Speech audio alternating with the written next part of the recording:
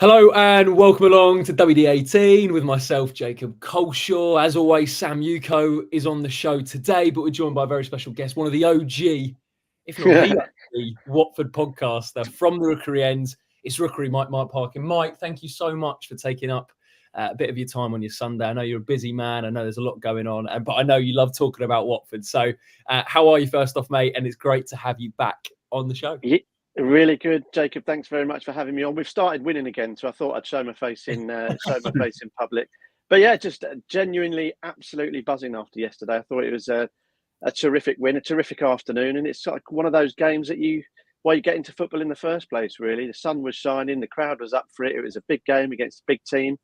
Watford turned up and got it done. Absolutely tremendous. So yeah, absolutely flying. And of course, Hemel Storm won in the evening. My other big passion at the moment. Yeah, so they're into the semi-finals of the Kit King Cup. So keep your eyes on that. If you follow me on Twitter, you'll probably be bored of Hemel Storm propaganda. But yeah, they're flying as well. So an absolutely cracking sporting day yesterday. Don't forget Instagram as well, Mike. You can follow Mike. All of his links are in the description below. I knew it was a jam-packed day yesterday, Watford and Hemel Storm. Sam, for you, how did you spend your Watford match day? I'd imagine there was a couple of pints involved. No, do you know what? There actually wasn't too many yesterday, to be fair. Yeah, no, I know. God, what did I do? I went for a nice lunch beforehand. Nando's, it was lovely. Before heading over to the game. And then it was pretty much, afterwards, because obviously it's my last couple of games before I go off travelling for a bit. It was going to be my last opportunity to see Bondi. So went and said hello to Bondi after the game as well, which was good to see him. Also saw Ryan as well and Quadro Baah as well. So, yeah, great to see all of them. And, even better that we won the game. Which Ryan are we talking about, by the way? Porteous? Andrews. Yeah. Friend of the channel, of course. Friend of the channel, as is Wayne, his father as well. Sam, for people who don't know, so this is the last match day till when? No, next week. Next week's the last one. I'll be doing a lap of honour on the pitch, clapping the fans, saying my goodbyes for 2 months before heading off to Australia, where my first game is Luton away. So yeah, looking forward to that. Top man, actually, just on Luton away, the tickets for A+ and A++ go out at noon tomorrow. So check your inbox if you're eligible to buy the tickets for that one. That one's coming up. I know Tom Cleverley said at the start of the season that he wanted Watford to be going into that game as the favourites. And it's been interesting to see come maybe a couple of weeks' time where we are at that point. But it did finish Watford 2, Sunderland 1 at Vicarage Road yesterday.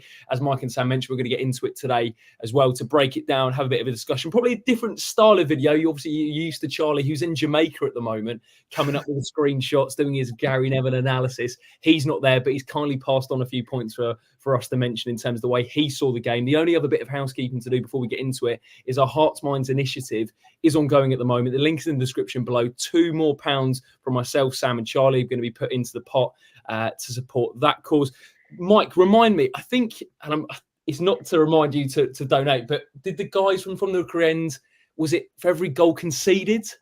Yeah, we thought with me being the negative one, you were doing all the positive stuff. So I thought, right. Well, and I thought we'd probably end up contributing more, and we'd end up being the good guys, because I thought we'd be shipping loads. But yeah, we said we'd do all we'd contribute every time Watford conceded, and luckily we haven't had to do too many. Well, certainly not as much donating as we'd have expected. But yeah, tremendous cause, and really happy to be supporting it. Top guys. As always, listen to From the Rookery End. Their pod came out this morning. Listen to From the Rookery End for more spluttering and stuttering from the bald old bloke. Perfect.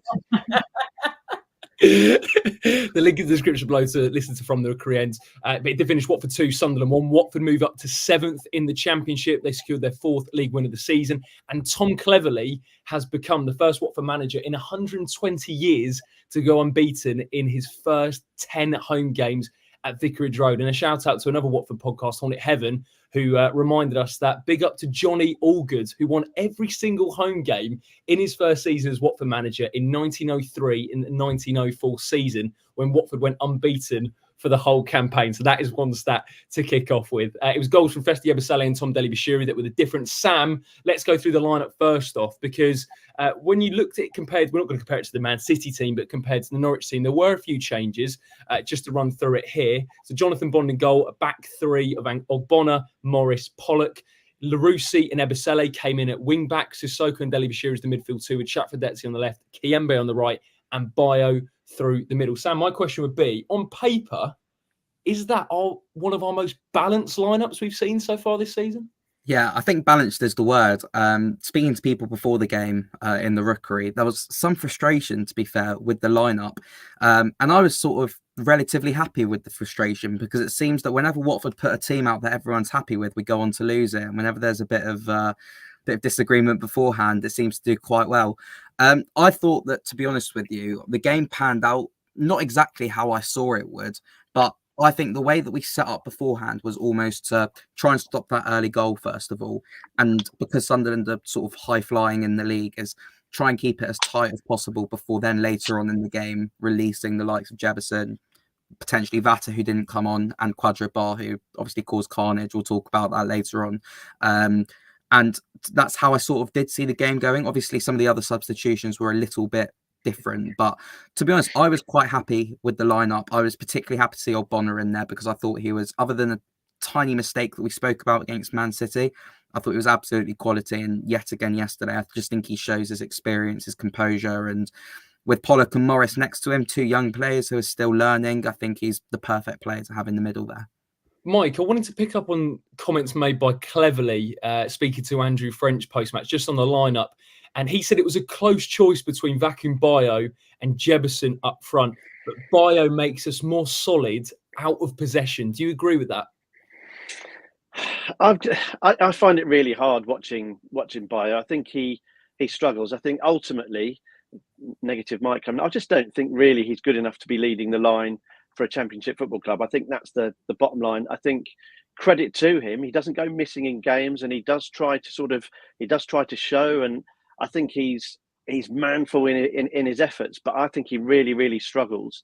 But he makes a nuisance of himself, if nothing else. But I think the problem with him as a striker is you can tell he's lacking in confidence, I think, and I just wonder whether his colleagues in the Watford team are slightly concerned about his ability to finish as well, and whether that has an impact on his game. There was a number of times when I think Musa could have played him through and just delayed a little bit. I think could see what he was doing, and there was probably a little bit of method into that delaying. But I did wonder if there's a bit of just wondering whether that's Baah up there. Should I play it or wait and see if we can get someone else on the ball? I haven't really seen enough of Jebison to really have any valid input or views on him.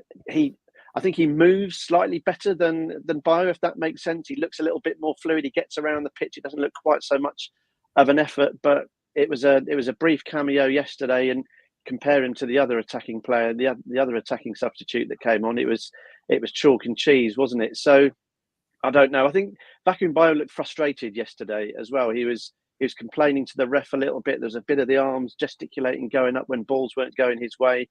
And you sort of like to see that in some ways, because he's engaged and he's up for it. But I think it speaks to perhaps his lack of confidence and his frustrations, knowing really that there's players probably breathing down his neck. So I think potentially we talked about Watford supporters being a little bit disappointed with the lineup. I saw maybe that was the key one, that perhaps Watford fans were hoping to see Jebison at home instead of Baah. But I really want him to do well. I just, if I'm being perfectly honest, I can't see it. He did fine yesterday. It was a really, really difficult game, and people had to pitch in. People had to be aggressive. There was no space for anyone who wasn't showing yesterday at all. All 11 players had to dig in, and he did do that. He just struggles, doesn't he? I think. It's an interesting one on Baah, because we mentioned at City, Ben makes the point that his body language looks off too. And when he came off at the Etihad in the week, I noticed it. Well, I think everyone noticed that he wasn't very happy at that. Someone in the comment section, I think it's Ian, said Baah definitely a Marmite striker play. He does really split opinion. Sam, one interesting point though you mentioned about Ogbonna. Sam said, Sam, you said Ogbonna would be rested and then play at Preston on Wednesday. It looks like Cleverly wants him to be a pivotal player in our team. And firstly, do you agree with that? And number two, him as the central centre-back probably makes the most sense with his lack of pace. Yeah, definitely. I did say I thought he would be rested for this one and come in against Preston. Obviously, Watford would have played, 5 games in 2 weeks going into the next international break. And that's a lot for someone who didn't really have a pre-season. Obviously, it's taken him a few weeks to come into the team, and he did play for West Ham last season. He played some games, but obviously he wasn't a regular starter. So my sort of thought process was that, all right, we'll see Eberseli for one game. We'll see Andrews when he's eventually back, and he should be back this week. Andrews, bit of a WD18 exclusive there for you. And then, yeah, so I'm just going to get on the phone to From the Recruitment and make sure that we get that one out there. Who's your source, Sam? Who's your source? You can't just casually drop that in and then move on. My source was Ryan, to be fair. Yeah, I think, he's progressing well. So I thought Ogbonna would be rested and then come in against Preston. But I'm not sure if he'll play both games this week now. He might take him out for the Preston game or might take him out for the Middlesbrough game.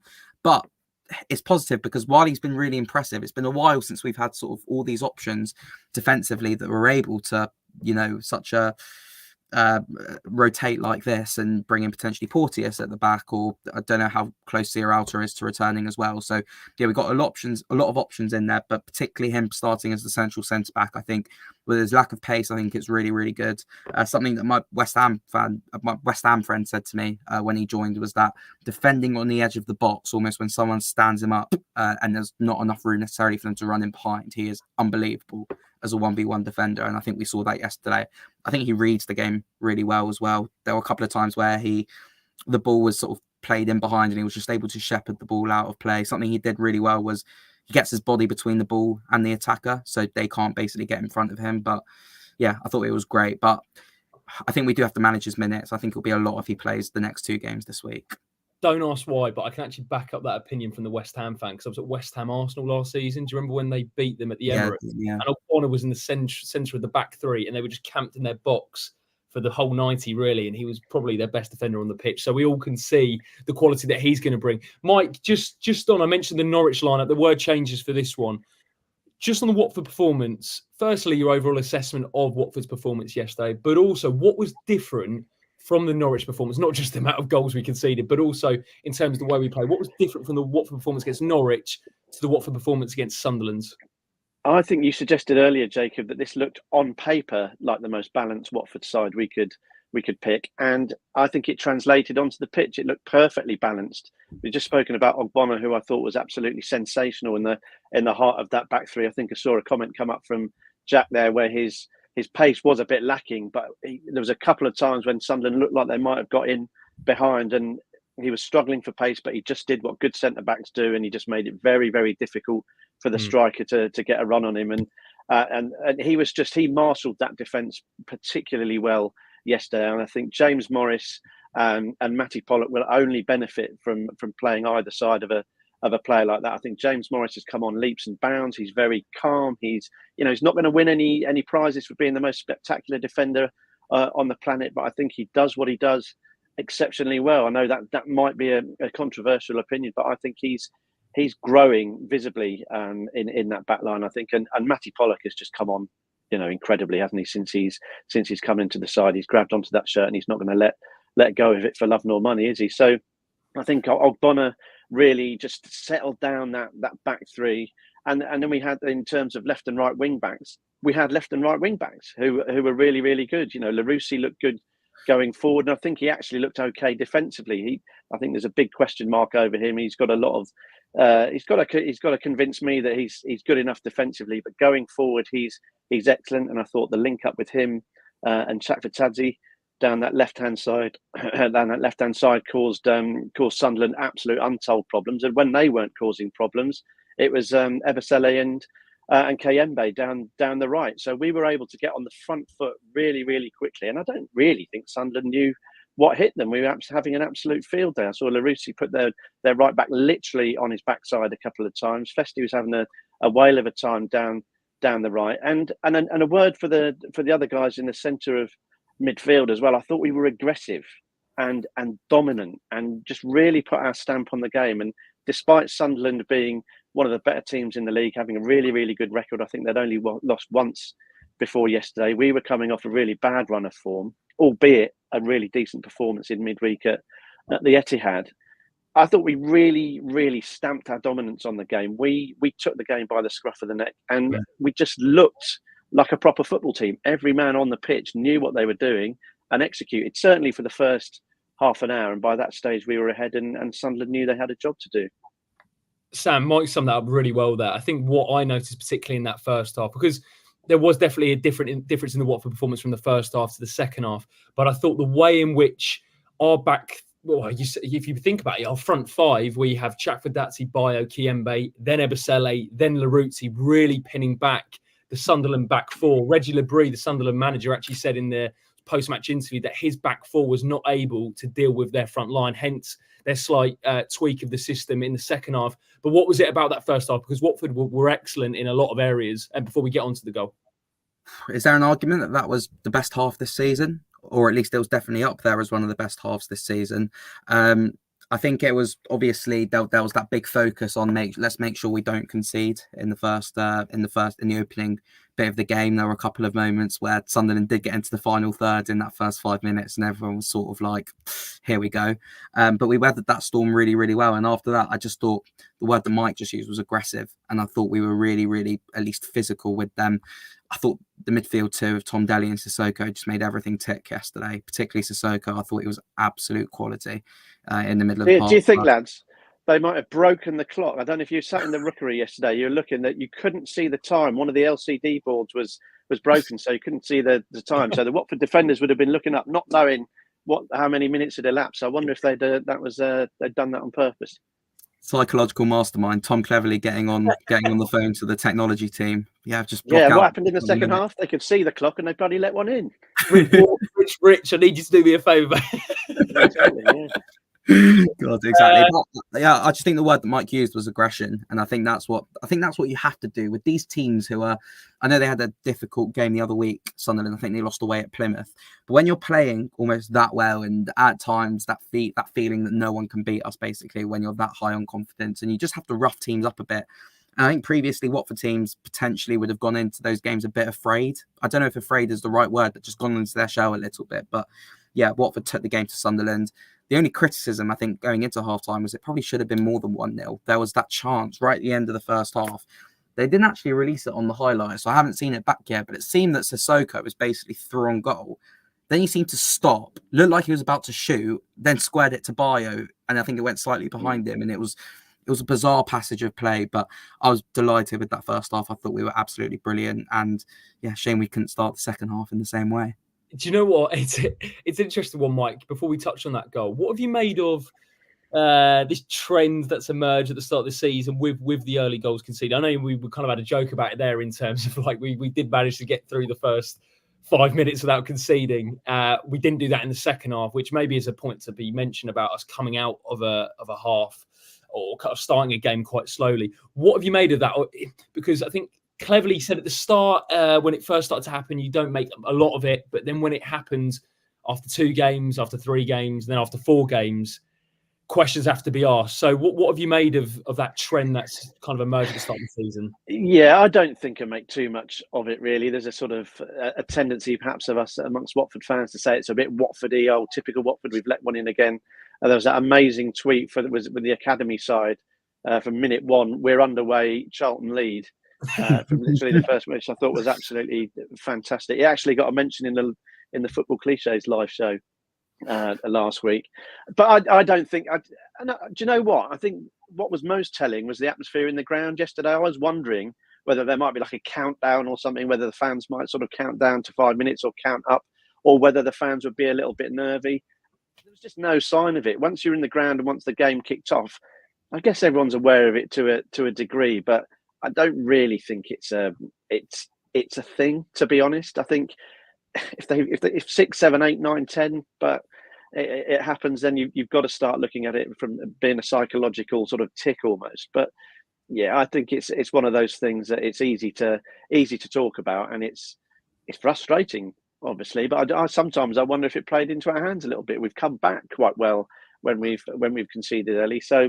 Yeah, I'm glad we didn't do it in the first half yesterday. We were on the front foot straight away, and I don't think it's a massive thing. But just glad to have got that monkey off our back. Quite frankly. Did you see Brentford as well? By the way, Brentford have done the inverse. Yes. I think they're the first team ever to score in the first minute of 3 Premier League games in a row, or something like that. was a crazy stat I saw, pretty much the opposite of what we do, to be honest with you. Fun fact about Brentford, and I think Thomas Frank actually said it in his post-match, but Keith Andrews, the former Watford midfielder, briefly is actually their set-piece coach. So he was getting a lot of the plaudits yesterday for those 3 games. Mike, just on the opening goal from Ebisele, again, Larousse was really dangerous down the left-hand side a couple of times, but particularly this one. But Ebisele opening the scoring, and there was a comment here from Mark again. I think we have the best wing backs in the Championship, and all 4 offer different skill sets. We've had the conversation about whether the 2 wing backs are the most important positions in this Tom Cleverley system. I guess that was probably exemplified in that goal. Do you agree with that, and also the role of the 2 wing backs in this one as well? Yeah, I mean they've got to be functional. They've got to be good at going forward. They have to ask questions of the opposition, and yeah, they're absolutely integral. They've got to understand how that back 3 works and move with them.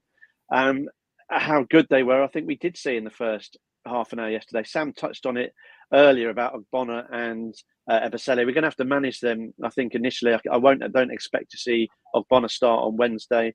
I wonder if Ebisele might get a rest as well up there at Deepdale. So you have got to be careful. But I think for that first half an hour, I thought they were absolutely terrific. And we saw, I felt, right, okay, that's what we've been low-key building up to. It felt like it really, really clicked yesterday. It felt like the signings, they felt a little bit piecemeal, perhaps. But yesterday, I think we saw them come together and they looked like, a well-oiled machine, didn't they? Quite frankly, for half an hour. And the first goal, as Sam said, we had chances in the first half. We probably should have taken more of them if we were a bit more clinical. But that was beautiful the way those 2 combined. And what I really liked about it, I think I'll need to watch it back again, but I think a move had just broken down just before, whether we tried to get a shot off or something got blocked, and Larousse worked really hard to get back on the ball and to make something happen again. And that goes back to that commitment and that aggression and understanding what you're on the pitch to do, really, really working hard. It's like the batsman run their first run hard and then you can nick the second. And we were on it. We were really, really on it. And then perfect ball in and calm as you like from Festi. Really, really beautiful finish into the bottom left-hand corner. Very similar of Sam's best mate's goal up at Norwich the other week. And I think probably that speaks to how good the system can be when it works. You get it in, and yet you've got a wing back who is confident and happy in goal scoring areas. Absolute poetry, I thought yesterday. It was absolutely superb, and it just shows how good that system can be when you've got wing backs who know what they're doing and are able to execute. That was one of the big Charlie mentioned to us, Sam, in terms of the wing backs. I think his line was the wing backs were deeper than at Norwich, which made us more compact, and we were good in the transition on the counter attack as well. Just on Ebisele, Sam, I wanted to mention him because, again, as Mike said, a really lovely finish on his left foot as well, which needs to be mentioned. His weaker foot, Larousse with the cross, the 2 wing backs combining. There was one comment again here about Ebisele. That was from Ian. He said Festi looks and sounds like he really wants to be at Watford. It was the transfer that we all knew was going to happen at some point as soon as he joined Udinese from Derby. And I think when you look on paper, the assets he can bring, it almost feels like he fits like a glove really into this system in terms of his attributes and in terms of what Tom Cleverley's looking for. What do you think he can offer to us this season, just from what you've seen in the Man City game and obviously yesterday as well? Yeah, like you say, I think it was always inevitable that he was going to join Watford. It just seems that it's absolutely perfect timing with the way that Tom Cleverley plays. Just seems to fit Festi Ebisele perfectly. Seeing him use his left foot as well does potentially fill me with a bit of confidence that we could see him potentially covering over on that left wing back side as well if Larousse needs a rest. I don't think Sema has looked at 100% so far this season. I think he's potentially lost a yard of pace since that injury last season. But I just think that Ebisele, first of all, the raw pace, he's an absolute machine as well. There was a moment where he absolutely bodied one of the Sunderland defenders, and he's just always a threat. I think he always wants the ball. He's happy to run in behind. He's happy to have the ball to feet. And I think what's really good to see is that obviously it's one of his first appearances still, and he's only going to get sharper and he's only going to get better. He's still a young player. I think his end product, with like a lot of these players, still needs to improve, and I think we will see that improve as he gets more minutes. Healthy competition in the wing back positions, particularly on that right side. That's the third goal this season I think we've seen from a right wing back, 2 for Andrews, 1 for Eberseli. So it's clearly an area where Cleverley's telling the wing backs get into positions where you can score, and yeah, it's really, really pleasing to see. I know. We mentioned at the top of the show the dilemma of Baah and Jefferson. I actually looked a little bit deeper into that guy. I watched it back again, and actually, all did come from Baah's run out wide, and he was quite involved in that move. Obviously, there was a few more passes in it, but it did initially come from Baah's move out wide as well. Maybe that's me kind of clutching because I want him to do well. Another player I wanted to shout actually in that first half was Jonathan Bond. He made a good save from Ucko 9, one that I think you'd expect him to make, but at that point of the game as well, it's a good save to tip over his bar. I guess the fact of the matter is, Mike, before we get onto that second half, because Cleverley did mention it was a little bit of a tale of two halves in the respect that Watford were the better team in the first. Second half, Sunderland came out and tweaked the system and looked better. I guess the biggest point, we mentioned it a couple of times, that Sunderland are a good team. They would have gone top of the table yesterday if they had beaten us. And we've dominated 30 minutes of that first half or so against one of the better teams in the league. So my question would be, was that the first time was that a good litmus test, you feel, for this Watford team at this point in the season? Because we always try to make judgments as quickly as possible as supporters in the season, because as time goes on, we find a little bit more. But did you feel like that was a representation of where Watford are at under Tom Cleverley? Yeah, I was really pleased that we were going to follow up the game at the Etihad with a game against the top side. I thought that the game on Wednesday, wasn't it, probably deserves a little bit more credit and probably needs a little pin put in it for the season, because I think we got a lot of PTSD was cured about going to the Etihad. I think we didn't get turned over ridiculously, nearly took them to extra time, and we actually stopped a run of really bad form. The Norwich game, I think, was really, really poor. The way we defended was diabolical, really. It was far too easy for Norwich, wasn't it? It was a soft performance defensively, and then to go up to the Etihad, you think, crikey, this is, we've done that dance before. And I think the way that they dug in, the commitment they showed there, and the discipline, I thought was absolutely tremendous. Tom Ince nearly got his head taken off on the line, and bodies flying all over the place. And I think we've seen better Watford teams collapse under that sort of pressure. So having sort of stopped the rot on Wednesday, I was really, really pleased for the reasons you outlined there, Jacob, that we were going to come up against a good team, because it would show us all how good Watford are and hopefully give them confidence as a group, continue to grow that confidence and show that little run of form was just a blip. So, yeah, I think it's a tremendous performance against a really, really good side. They did come back into it.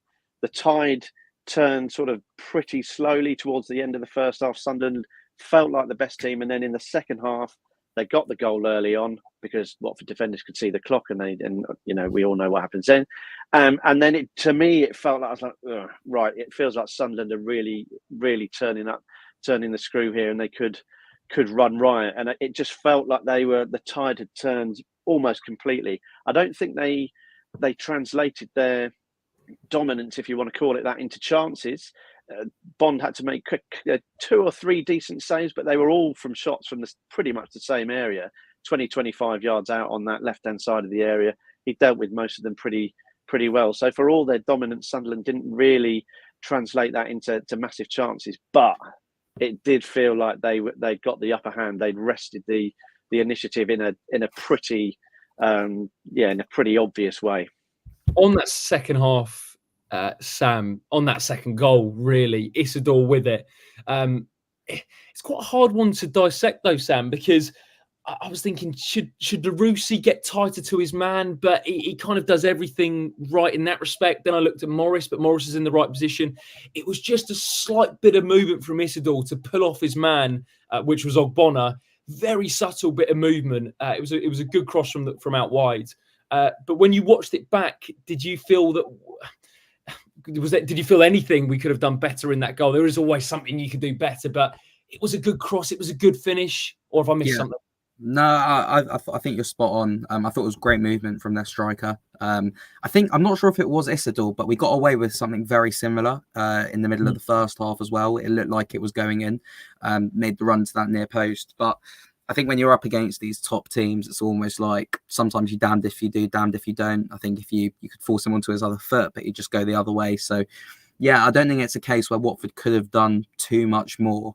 But when that goal went in, I think particularly for those 10, 15 minutes afterwards, at least the people around me in the recruitment, Mark, I'm not sure, because I think you're down the other end from me, but there was almost a sense that people just thought it was inevitable that Sunderland would go on and get another goal and really take control of the game. And yeah, I thought Watford weathered the storm really, really well. We limited the chances that Sunderland could create. And yeah, unlike previous Watford teams, our heads didn't go. If anything, I think we looked even more defensively organised after Sunderland scored. And I think the Watford players knew they really had to dig in deep and work really, really hard. That we know it wasn't the best second half performance, or at least the drop off from the first half to the second half was relatively big, I thought.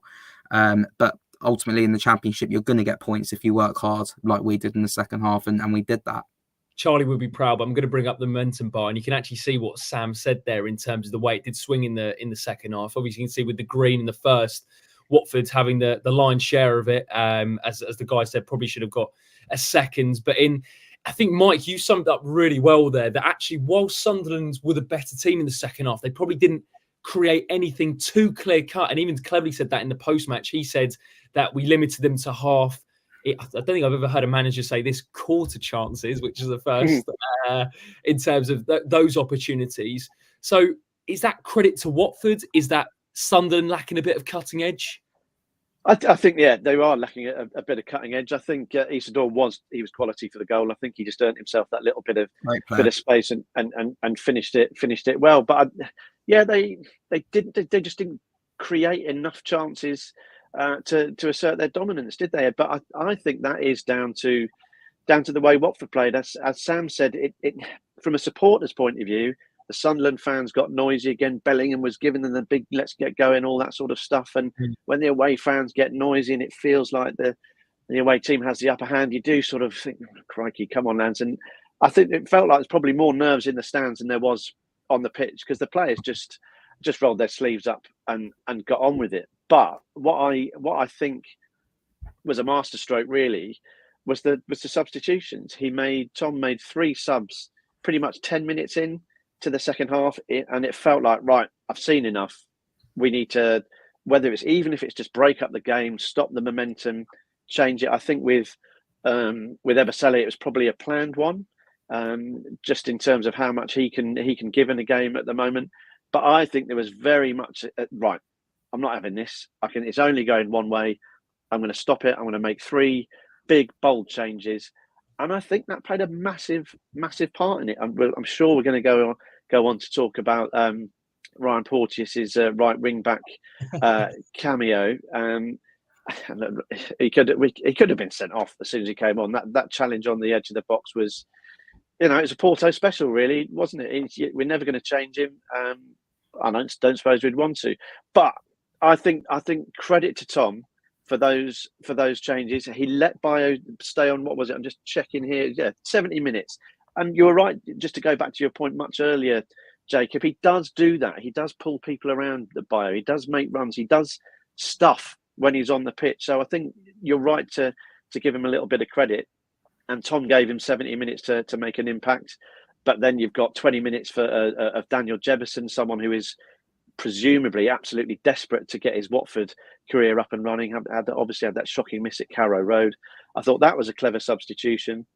And then obviously the one late on, Quadro Baah, changed the game absolutely entirely. The beast was let off the leash, and we all know what happened. So I think massive credit to Tom, who made some bold, tough decisions.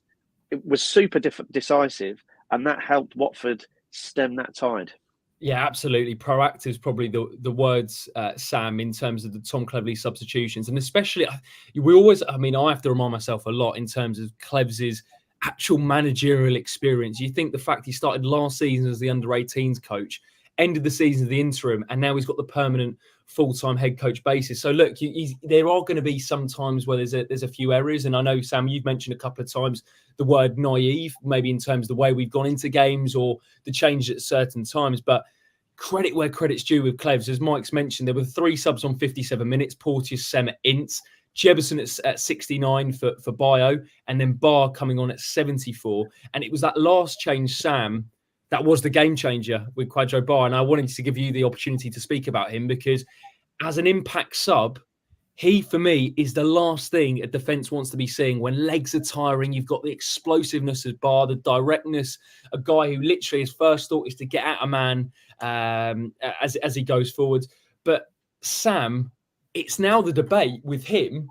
Obviously, won the penalty. Tom Dele-Bashiru puts it away. But the debate with Baah is, do you keep him as this impact sub or do you start him? Because Watford fans, the online ones anyway, and the ones you speak to in the ground are saying, when is he going to get the opportunity to play from the start? Yeah, it's such a difficult one because I actually feel a part of me thinks that, do you know what, we'll keep it as it is, bring him on with 20 minutes, half an hour to go while he can run against tired legs. But on the flip side, ultimately, if a player is being kept like that, he'll want to leave in the summer. And I think that he's definitely deserved the opportunity to start, and he deserves the chance for us to see as fans what he can do over a 90-minute period rather than the last half an hour. I think he's absolutely quality. I was slated for the opinion earlier in the season that over a 90-minute period, I think he's better to watch than a lot of the players we've had previously, such as Yasser Asprilla, just because of how explosive he is and how good to watch he is. I think there's a lot of he's a bit rough around the edges, but I think in some ways that makes him even better to watch because of just how unpredictable he is. There's times where I feel like he doesn't even know what he's doing and what he's going to do. So it's difficult for the defender to know that as well. And I think that's what we saw with the goal yesterday as well. It was almost like, where can he find space? Where can he attack? Where can he fight? Ultimately, he uses physicality. And yeah, I thought it was an absolutely brilliant run, a blatant penalty, no complaints from the Sunderland players, and lovely finish from Tom Dele-Bashiru. I think he will get his chance to start, and I think he'll start on Wednesday night. But it'll be interesting to see that, whether he can do it over a 90-minute period, because coming off the bench, he's top. He's quality. All credit to Charlie. Sorry, go on, Mike. I just question his fitness a little bit, and I think whether that plays into how he's utilised. I mean, obviously, as supporters, he is one of those players that get up off your seat, and he just gets the ball. He's got one thing in his mind: I'm going to go in towards goal. Anyone that comes to anywhere near me is going to get knocked out of the way, and I'm just going to go for it. He looks so exciting, so explosive. Great word that Sam used there. But I don't if you saw him at the end there, he did look knackered. And what's he played? 15, 20 minutes. And yes, it was all action, and he left it all out there. So I just wonder, as he's building up his fitness, whether, I mean, I said from the Rookery end afterwards yesterday, I'd like to see him start, because we're going to a team on Wednesday in Preston North End, completely shorn of any confidence. They are really, really struggling. What's the one thing they don't want to be seeing when they kick off straight away? And that's Kwadwo Baah running towards them at 1,000,000 miles an hour, barging their hapless defenders out the way. So there is part of me that thinks that. But then Sam touched on it as well. What's even worse than that is him coming on with 25 minutes to go when the defenders are knackered. So I suspect that Tom will. I think he's obviously seeing something in Baah, in what he does. He was vocal about him yesterday, and I think you've touched on it as well, Jacob, in terms of what he does offer. It's on record, or seemingly seems to be on record, that he is a fan of Jebbison and wanted him. So I think he'll want him to get off the ground, and I think us as supporters need him to get up and running sooner rather than later. Because yes, while Kwadwo Baah is hugely exciting, our number 9 options are really pretty limited, aren't they, at the moment? Baah's struggled, as we've said. Jebbison hasn't got going. So, yeah, I think Tom will be keen for one of those guys to keep going, and using him as an impact sub feels like, whilst it's probably not what we'd choose as supporters, if we were playing Football Manager, we'd be like, yeah, get him on. He's absolutely amazing. I think we'll keep our powder dry with him, use him as an impact sub. Hopefully he can build up his fitness like so many of those other key players, Ogbonna, Ebosele, Baah, because I think they're going to have a huge part to play in this Watford side as we move through the season. But yeah, let's manage them sensibly, and then we can get the best out of them for longer periods, if that makes sense. Yeah, it does. And on those minutes that Mike mentioned, it's 250 minutes this season in a Watford shirt for Kwadwo Baah. Charlie sort of broke down what he's offered, not only the melee with Jebbison at Sheffield United away, but he scored versus MK Dons. He should have had a pen versus Stoke. He played a part in the winner versus Derby. He created 2 chances versus Norwich, scored obviously a wrongly disallowed goal versus City in the week, and then wins the winning pen versus Sunderland. Sam, and Mike, you obviously your Watford knowledge stretches a bit further back than us guys. But can you remember a guy who's had that bigger impact in such a short space of time? Because it's weird with Baah, isn't it? Because he went out on loan, wasn't fancied by Ishmael, wasn't fancied really by Cisco in that season when he first joined, went to Dusseldorf, he went to Burton on loan, and Cleverley's given him a pre-season, Sam, and he looks like such an asset is probably the word. Yeah, you said over such a short period of time, but you're right, it has been about 4 or 5 years with Baah. And I mean, I suppose it's a case of sometimes you have to be a bit patient with these players. At Watford, we have seen some of them that we've had in the ranks for a long, long time, such as Peñaranda was one I remember was really highly rated, but he never really cut it when he played in the first team. And Baah's another one that just, it seems that as he's grown with age and had these loans, he just seems to ultimately come out as ready for championship football. So I think you have to credit the recruitment team and whoever's making those decisions with Baah, because it has proved to be a really, really good one. Yeah, it's a difficult one on the spot to think of anyone who could almost come, who I can think of who's had such a big impact in such a short period of time and almost a banker coming off the bench to score goals. I know he wasn't good for us, but I remember Andre Gray had that period off the bench in the FA Cup final season where he scored a few goals. A part of me with Baah, obviously, again, he wasn't great for us, but I see a bit of Isaac's success in him. He's almost a bit of a better Isaac's success just with how powerful he is in terms of his running. He's just got a bit more of an end product, I feel like. So, yeah, I'm delighted with it and interesting to see what Clevs does with this from here. We've had it's hard.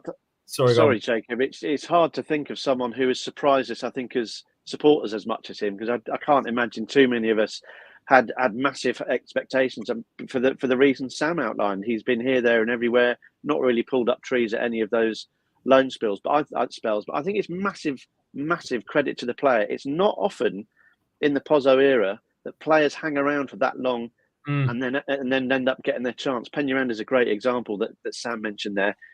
Matty Pollock is another one who's bided his time and taken his chance.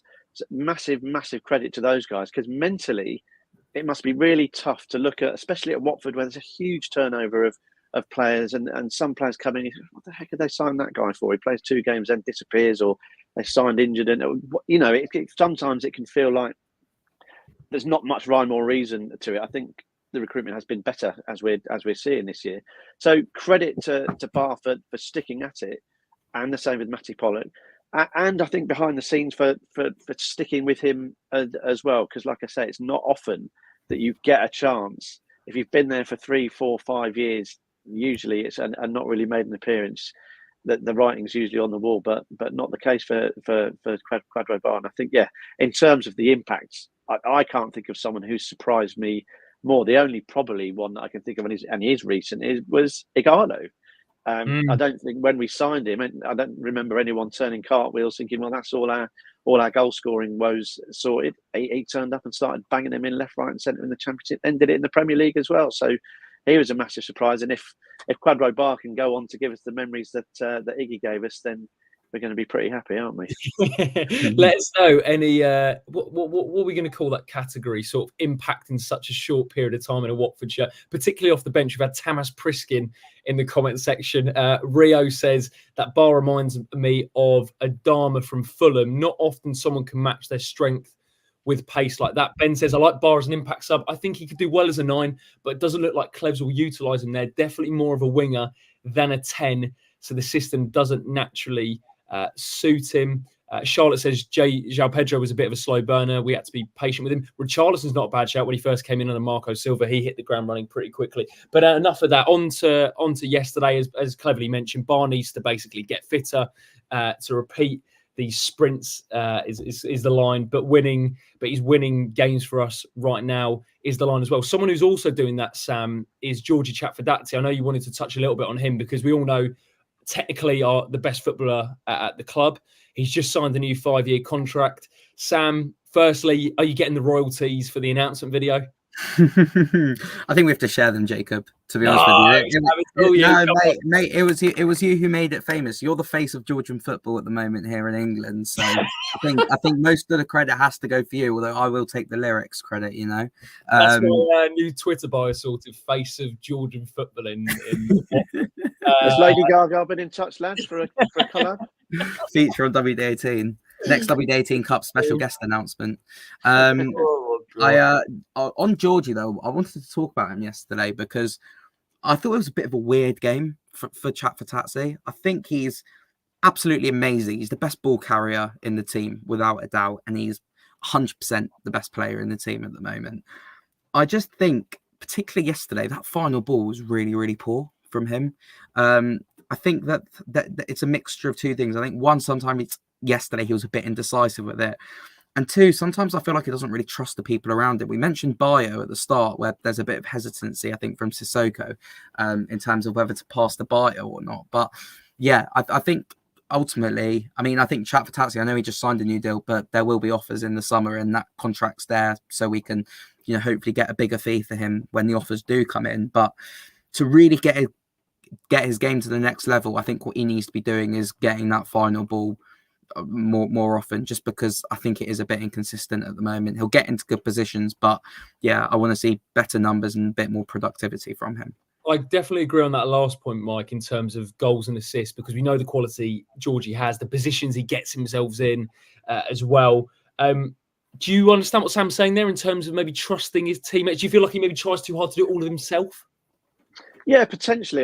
He is a cut above everyone else, and he knows he can do things that other players can't. His ball control is absolutely incredible. The way he slaloms up the pitch is an absolute joy to behold. He is a tremendous footballer, incredibly skillful. His control is superb. I wonder whether yesterday he is starting to suffer a little bit from a bit of reputation. Early on in the season, yes, he had an amazing Euros. But you're in a Watford side who's tipped to struggle, whether he was sort of being tagged too much by the opposition. It felt to me certainly yesterday that there was more space down the right than there was down the left, where he was trying to link up with Larousse more. And I just wonder whether Sunderland had shoveled a little bit more resource over that side and were conscious of trying to shut him down. I can't remember too many runs he had. There was obviously a couple he breaks free, and he does have those runs. It's always going to happen. I think he found it harder yesterday, potentially because the opposition had set up to stifle him and stifle that side a little bit. But you're right, Sam. I think these players, it's great that we know they're amazing. It's great that we know we can see their flashes of brilliance. But what you want and what sets teams apart is when their best players deliver what counts, whether that's assists or goals, or those killer balls through that can unlock a defence. So that's what we've got to be looking for. I think Tom will have to be aware that there will be increasing attention on him, and there'll be attempts to shut him down, and that opens up possibilities elsewhere on the pitch, of course. But yeah, I understand what he's saying, but he's a bit like Kone in some respects. He's still pretty new to the English game, and whilst I wouldn't profess to say that he can find it difficult to get used to it. He's an international footballer, for heaven's sake. But the Championship is it's a real acquired taste, and to succeed in it takes a proper player. He's definitely that. He's going to have to learn how to roll with the punch. He's going to have to learn how to cope with that extra attention that will definitely come his way. And Tom's going to have to adjust perhaps and work out the best way to get the best out of him, because he's going to be absolutely integral for us. What a player, and we must enjoy him while we've got him. He's mega.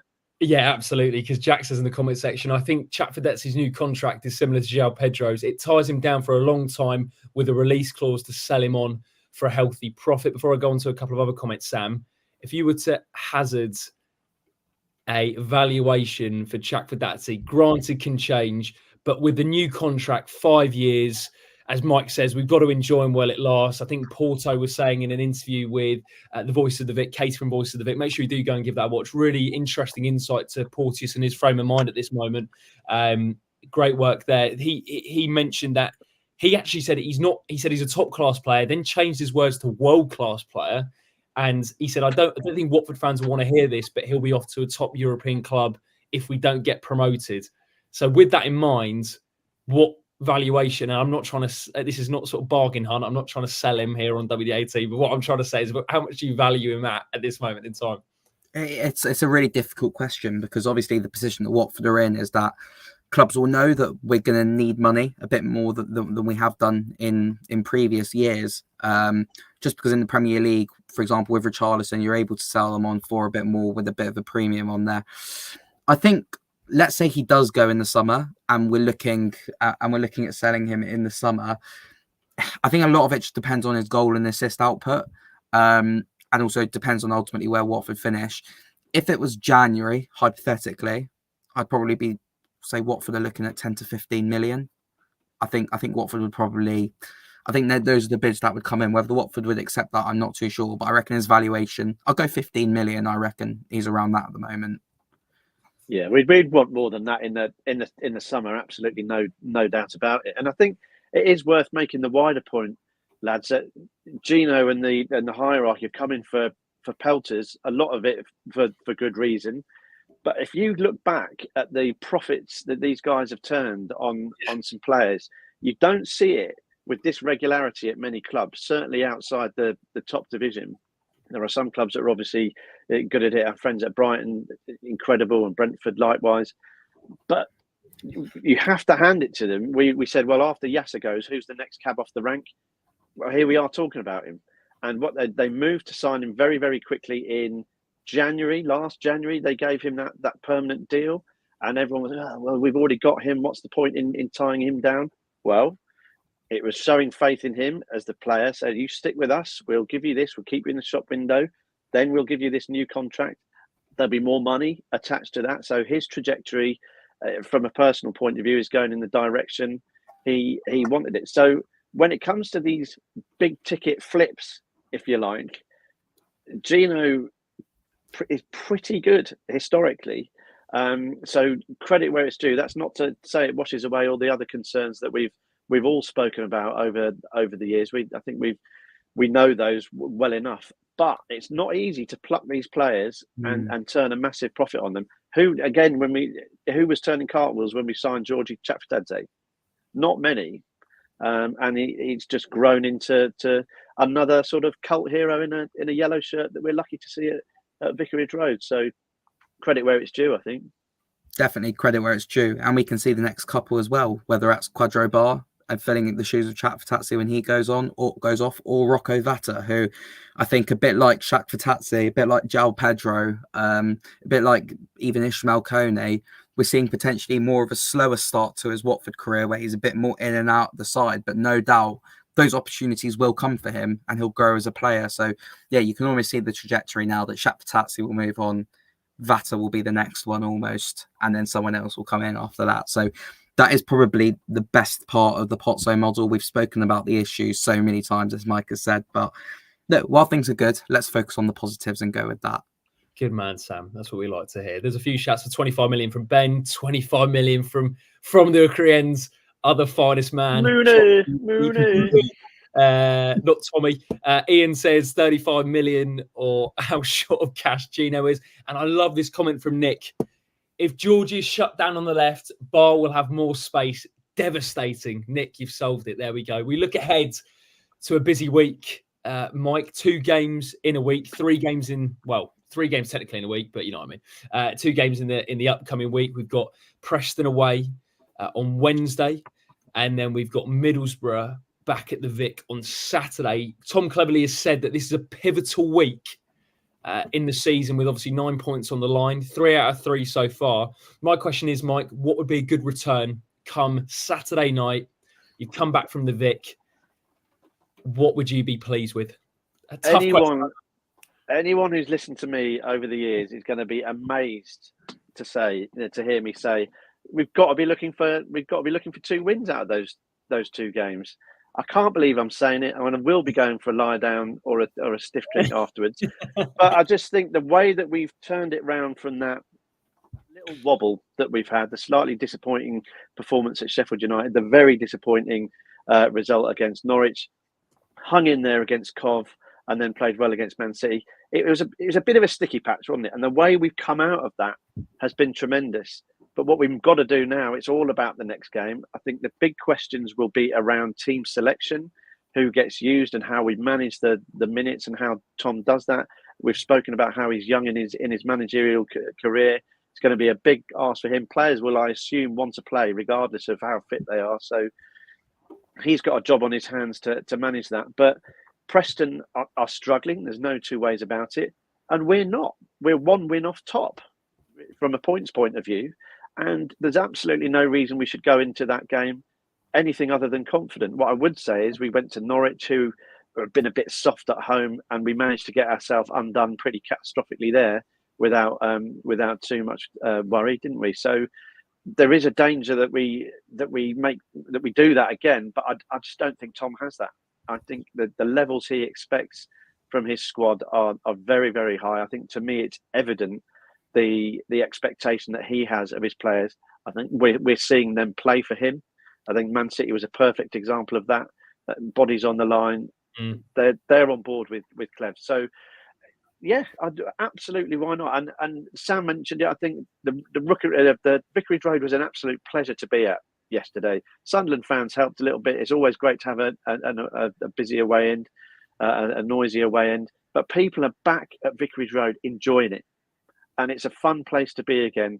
The Watford team are playing. They're giving us stuff to enjoy in different ways, whether it's hanging in there against Coventry, whether it's hanging in there against Sunderland yesterday, or whether it's a sort of excitement of Chakvetadze, the excitement of Baah, the excitement of Ryan Porteous at right wing back.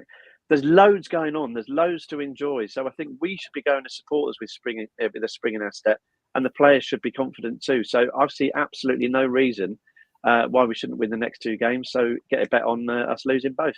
Do you know what, Sam? It's just on that. When you think of the next two games, I mean, how we're already talking about another international break is beyond me, but that's a conversation for another day. With the October one coming up, and then after the October international break, it is the big one, Luton away, the 12:30 kickoff on the 19th. So Preston and Middlesbrough to come before that. Just how important is it? Because and what I mean by that is that obviously every game's important. It doesn't matter when you play. The manager will say it's important. But I think it's interesting that Clevey, this early doors in the season, has said it's pivotal. Why do you think he said that? Is it simply momentum going into Luton? Yeah, I think at this early stage in the season, there is a sense now that one eye is going on to Luton. Tickets are out tomorrow as well, like we mentioned at the start of the show. And going into these two games, I think there is going to be almost a quarter of an eye on getting ready and getting that momentum in before the Luton game. I might be wrong with this, but I think we need 1 point in our next two games to guarantee that we'll be above them going into the game as well, which is always a nice advantage to have.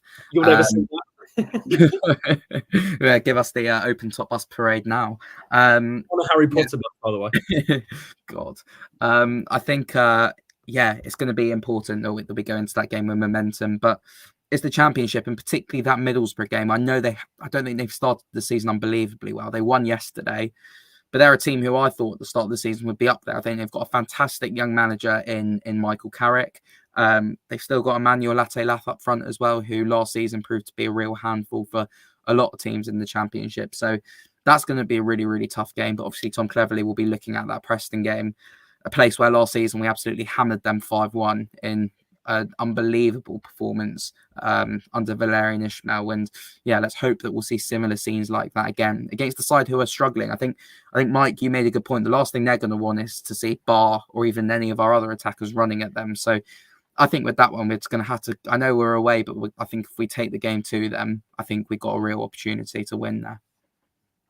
Yeah, Tom's not changing the way he plays. It just isn't. The formation stays the same. Yeah. And we spoke about what was impressive about this game. We're on the front foot straight away. We've got to do that on Wednesday as well. Take it to a side that's lacking in confidence. It'd be interesting to see how we play against better teams and poorer teams, because I think sometimes it's more of a struggle, more of a slog against teams who are struggling and might set up in a slightly different way. So two very, very different games. Middlesbrough not had the most amazing start, but one of the better teams that we're going to play at Vicarage Road for sure. So it's going to be a fascinating juxtaposition, I think, between those two games. But I think it is pivotal because it's that momentum, Jacob. You said it. Once you've got it, it's really hard for other teams to wrest that away from you, especially, which is an absolute joy to say, when we've got so many good players on our hands all of a sudden. Yeah, for sure. Predictions, though. So we're saying, Mike, let's say what you want and what you expect. So you want 2 wins. You expect... Yeah, I'm going to... I can't... But what have I done? You must have slipped something into me drink I'm having here, lads. But some sort of weird sort of jiggery pokery. You've hypnotised me. I think we're going to win. I was so enthused yesterday, lads. I absolutely bounced out of Vicarage Road. I thought the way they got that win over the line was utterly magnificent. And I don't think they'll want to let that go. They won't want to let that feeling, that momentum go. I think we're going to beat Preston. I think it'll be tight against Middlesbrough, but I think we're going to get 2 wins, go into that international break, and we can go and see what we do up the M1. I fancy us against Preston. And I think if we beat Preston, we beat Middlesbrough. So I'm going to go for 2 as well. Sam? I'm going to go on the side of caution here. I think 4 points. I think 4 points would be a real good return. 7 points after it is really good to get in the Championship, I think. Almost draw your away games, win your home games. And I think that's what we're going to do. I think Preston were... Jacob, you were there yesterday. You can give a bit of an insight, maybe. They were a bit all over the shop, it seems, against Millwall yesterday. So I think that, Paul Heckingbottom's their manager there now. So they could look to tighten it up a bit, get a point there, get out there, go home, and then get a win at home to Middlesbrough, sending me off to Australia. Very happy man. Very, very briefly, just on Preston, there was a couple of takeaways. So I watched the Watford game back. I was at Millwall Preston yesterday. Millwall were great value for the win, first off, just to say their front four were great. But the biggest takeaways from Preston, slow back line. Josh Bowler on the right is their best player. If we can nullify him, and that right side with Brad Potts and Bowler. So it's basically Laruzzi. He's going to have to be really on it, I think, and the way Cleverly deploys him, whether he goes tight or whether we maybe drop a little bit deeper and try to play on the counter. Footballing-wise, Watford are a better team. But I think what will be interesting to see is whether Cleverly does go for more of the counter-attacking play, which I think we're more suited to, and let Preston come on to us, or whether Preston at home maybe take the initiative, which I think we could play into our hands. But that side particularly, they're slow at the back. Bowler's their best player. And if we, as the guy said, if we play on the front foot, I'm sure we will get the win. 2 comments just to wrap up this one. I like this comment from Ben. I want 6 points. I'm hoping for 4. Stokely expect 1 point. I think this is the one to wrap it up. Are you feeling okay, Mike? Yeah, I know. I don't know what's got into me. It won't happen again. Don't worry about it. Change about every time he comes to WD18. Mike, what a pleasure. Thank you so much for score predictions for Preston. I'm going to go for a 3-1 win. Sam? I think 2-2. 2-2, I'll go with. And Rookery, Mike Parkin? I'm going to go for a hard-fought 1-0 against Preston. I think it'll be tough, but we'll get it over the line. Good man. Mike, what a pleasure today, mate. Thank you so much for spending the Sunday evening with us. I know you probably had so many other better things to do than spend that time with us. So really do appreciate it, mate. And cheers for having us on, lads. Really good to see you. Top man. Sam, all the best. See you. Thanks, mate. I'll see you when? Soon. Oh, I'll see you Saturday, hopefully. If you're at the game on Saturday, I'll see you then. Should be there Saturday. And thanks so much to everyone who watched live. Really do appreciate it. If you on the way out, if you could leave us a like, it would mean a lot. Comment down below your thoughts, subscribe to WD18, follow Mike and From the Hooker End. This is From the Hooker End. Their podcast is just out now. Subscribe to WD18, follow us on socials at WD18 fans, and we will see you after Preston for a debrief as we look ahead to Middlesbrough as well. Take care, guys. Have a great week and up the audits. You are